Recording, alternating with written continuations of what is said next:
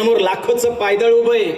त्या पायदळाच्या पाठीमागे अश्वदळ उभं आहे आणि अश्वदळाच्या मध्ये गजदळातला एक जबरदस्त मोठाच्या मोठा हत्ती उभा आहे आणि त्या हत्तीच्या पाठीवर उंच उंच उंच भगवा झेंडा फड फड फड फड करतोय. ढोल ताशे नगारे करणे मर्फे एकच असं म्हणतं दुमदुमून निघतोय आणि हर हर हर हर महादेव आई तुळजा भवानीच्या नावाने चांगलं येळकोट येळकोट जय मल्हार या रणगर्जनाने अवघा असं म्हणतं दुमदुमून निघतोय.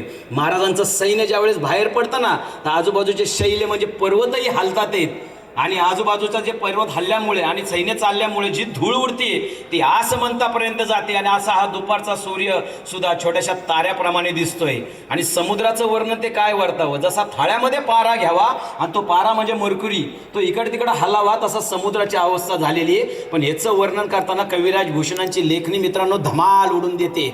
ते म्हणतायत साजी चतुरंग सैन्य अंग में उमंग धारी सार्वजा शिवाजी जंग जितने चलत है भूषण बनद नाद बिहद नगारण के नदी नद मद गाय बरान की रलत है आयला पायला खायला पायला खाला खा गायला गायला गजन की ढायला पायला सैल उचलत है धारा तो तरनी दूरी धारा में लगत जिमी थारा पर पारा पारा वार यू हलत है वार यू हलत है वार यू हलत है.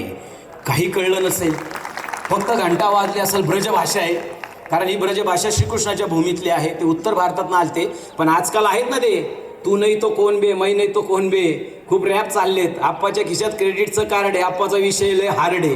त्यांना म्हणायचं आमचं शिवकाळातलं रॅप तुम्हाला एकदा ऐकून बघा म्हणायचं की साची चतुरंग सैन्य अंग में उमंग धारी सारजा शिवाजी जंग जितने चलत आहे भूषण बनद नाद बिहद नगारण के नदी नद मद गाय बरान की रलत है आयला पायला खायला पायला खाला खा गायला गायला गायला की ढायला पायला सैल उचलत तारा तो तरणी दुरी धारा में लगत जिमी थारा पर पारा पारा वार यू हलत आहे वार यू हलत आहे वार यू हलत आहे.